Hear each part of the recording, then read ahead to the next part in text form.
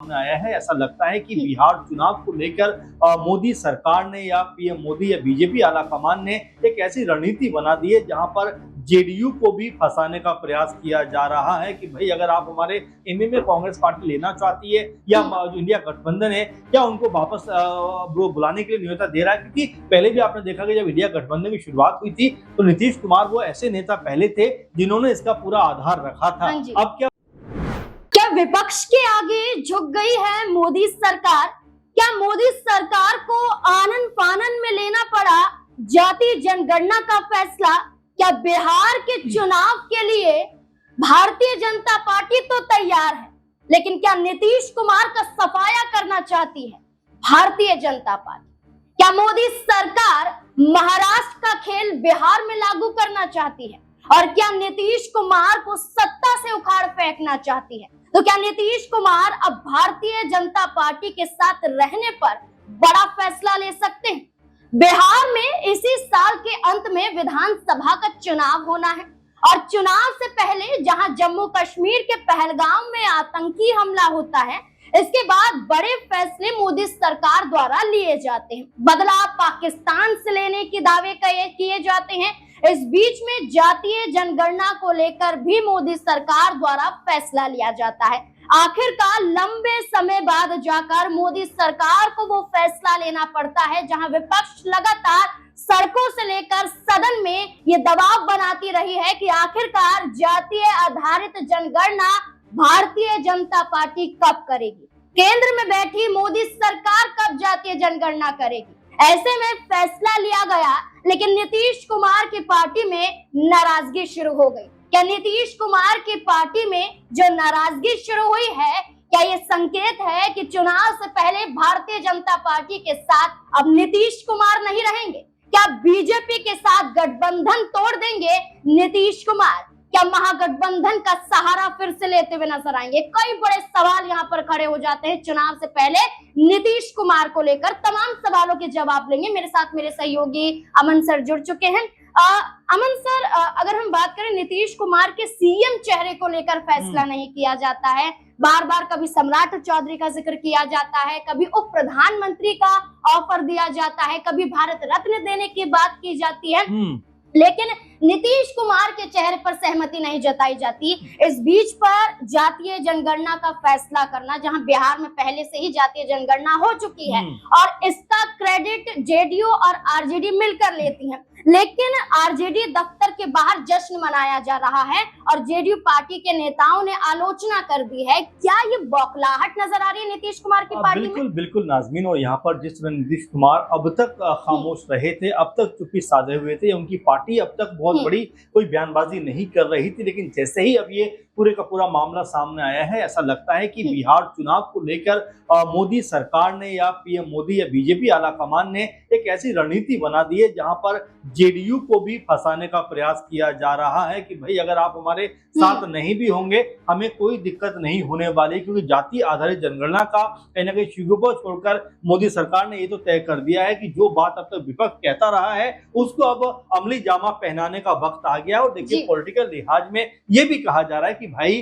जो जाति आधारित जनगणना है जिसके खिलाफ अब तक बीजेपी रही, बीजेपी ने अब तक ऐसा लगा कि इस मुद्दे को लेकर कभी भी कोई सीरियस तौर पर बात नहीं की, बल्कि आलोचना करते हुए नजर आए कि राहुल गांधी चाहते हैं कि देश के अंदर जो है वो जाति आधारित जो चीजें हैं वो बढ़ती हुई नजर आए, एक दूसरे के ऊपर जातियां जो है वो लड़ाई झगड़े करती हुई नजर आए। यानी कि तमाम इस तरह की बातें बीजेपी की तरफ से कही जाती रही कि अगर जाति आधारित जनगणना होती है तो वो कोई बहुत बेहतर विकल्प नहीं होगा। लेकिन अब आनन फानन में जिस तरह से मोदी सरकार ने इस पूरे के पूरे मसले के ऊपर अपनी सहमति दिखाई है, जताई है, वो ये बताने के लिए काफी हो जाता है कि क्या ये सब बिहार चुनाव को जीतने के लिए किया जा रहा है, क्या वास्तव में इसमें कोई कह सकते हैं कि जेडीयू को उन्हीं के माद में फांसने का तैयारी है। क्योंकि यहाँ पर आप देखिए कि आरजेडी और जेडीयू की जब सरकार थी उसमें कांग्रेस पार्टी भी शामिल थी जी। तब जातीय आधारित जनगणना कराई गई थी।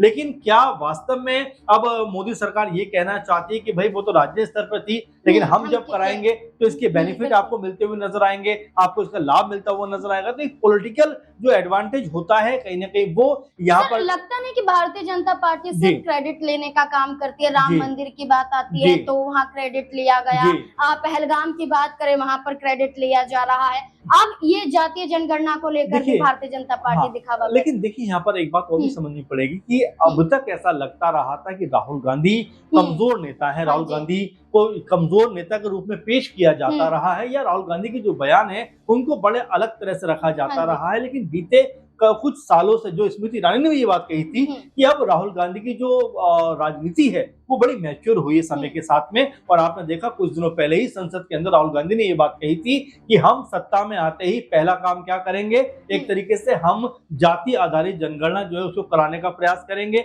और अगर ऐसा होता है तो यहाँ पर एक तरीके से देखा जाएगा कि कांग्रेस पार्टी को यहाँ उसका पूरे का पूरा लाभ मिलता हुआ नजर आता। इसी मद्देनजर बीजेपी ने एक बड़ा कह सकते हैं चुनावों से पहले एक कदम उठाया है, एक बड़ा उन्होंने फैसला किया है और बिहार चुनाव से पहले इसका लाभ कहने के बीजेपी लेना चाहती है। लेकिन बड़ी बात यह हो जाती है कि क्या अब राहुल गांधी के सहारे बीजेपी राजनीति कर रही है, ये अपने आप में बड़ा मसला हो जाता है। क्योंकि धीरेन्द्र शास्त्री ने भी कुछ दिनों पहले ये बात कही थी कि अगर कोई भारत जोड़ने निकला है तो बुरी बात नहीं है, अच्छी बात है। देखिए बिल्कुल, यहाँ भारत जोड़ने की बात की जाए तो भारत जोड़ने का काम यहाँ राहुल गांधी के जरिए भी किया गया। राहुल गांधी ने अब जहाँ ये फैसला लिया गया जातीय जनगणना का, इसका समर्थन भी किया, लेकिन भारत सरकार के आगे, केंद्र सरकार के आगे अपनी मांगे भी रख दी। और इन मांगों के साथ देखा जाए तो राहुल गांधी ना देश भर में मजबूत हो रहे हैं, बल्कि बिहार में भी मजबूती देखी जा रही है। सर, हमने यहाँ कांग्रेस पार्टी की वो यात्रा भी देखी जो कन्हैया कुमार के जरिए की गई थी। राहुल गांधी भी बिहार में पहुंचे थे इस यात्रा के दौरान। एक तरफ जातीय जनगणना के आधार पर विपक्ष ने बीजेपी को झुका दिया, क्या ऐसे में अब नीतीश कुमार को भी साधने का काम तेजस्वी और राहुल गांधी के जरिए पूरा किया जा सकता है? देखिए जाहिर बात है, राजनीति है, उसके रंग अलग अलग होते हैं। जेडीयू ऐसा नहीं, इससे पहले आरजेडी के साथ में सरकार बना चुकी है। तो नीतीश कुमार के बारे में तो ये कहा ही जाता है कि कब कहां पलटी मारकर चले जाए, कोई भरोसा उनका है नहीं। अभी भी आप देखेंगे तो जिस तरह मंच पे जब मोदी जी मौजूद थे और वहां पर ललन सिंह मौजूद थे, क्या कहते हैं कि इनकी वजह से मैंने आपका साथ छोड़ा, तो यहाँ माहौल बनाने में और माहौल बनने में कोई बहुत देर नहीं लगती। बिहार में राजनीति जो है वो अलग अलग दायरों में, अलग अलग मायनों में नजर आती है। और आने वाला दौर जिस तरह से हम देख रहे हैं, 5 महीने के अंदर चुनाव है, उससे पहले तमाम सारे समीकरण यहाँ पर बनते हुए, बिगड़ते हुए, या उनका एक अलग रूप और रंग यहाँ पे नजर आ सकता है। इसीलिए अब ये भी कहा जा रहा है कि क्या जेडीयू को भी अपने खेमे में कांग्रेस पार्टी लेना चाहती है, या जो इंडिया गठबंधन है क्या उनको वापस वो बुलाने के लिए न्योता दे रहा है। क्योंकि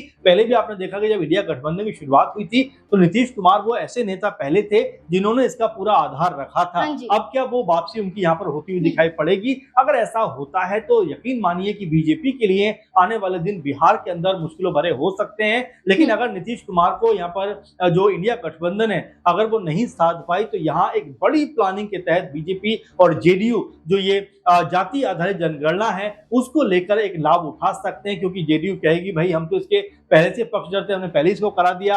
बीजेपी कहेगी कि भाई हमने अब कराया, यानी कि हम इसको नेशनल लेवल पे चीजें होंगी उसके आधार पर हम कहने के आपको लाभ देते हुए नजर आएंगे। तो फिलहाल राजनीति का एक अलग रंग और ढंग अब दिखाई पड़ रहा है और बीजेपी अब इसको लेकर क्या प्लान करती है, किस तरह से आगे की रणनीति बनाती है। क्योंकि अगर जेडीयू भी इस पूरे मुद्दे पर खफा नजर आई तो कहीं ना कहीं विकल्प के तौर पर बीजेपी के पास में कई ऐसी पार्टियां हैं जिनको वो आगे बढ़ाते हुए नजर आ सकते हैं। नंबर 1 चिराग पासवान है, नंबर 2 मांझी है, नंबर 3 यहाँ पर पशुपति पारस भी हो सकते हैं जिनको बीजेपी अब तक साथ में ही थे 2024 तक, लेकिन जिस तरह अलग हुए हैं तो हो सकता है कि उनको वापस बुलाने की तैयारी हो। लेकिन फिलहाल जिस तरह से पूरा माहौल दिखाई पड़ रहा है और जिस तरह की अब ये सरकार की तरफ से बात कही गई है, रखी गई है, उससे ऐसा लगता है कि पॉलिटिकल तौर पर बीजेपी इसका माइलेज जो है वो लेना चाहेगी और बिहार चुनाव में इसको बढ़ा चढ़ाकर भी पेश करना चाहेगी। क्योंकि जो जातिगत हम आधारित जनगणना की बात करते हैं उसमें बीजेपी की तरफ से लगातार जो बिहार की तरफ से लगातार आवाजें उठती रही हैं, उन आवाजों पर ध्यान देते हुए बीजेपी ने जिस तरह कदम उठाया है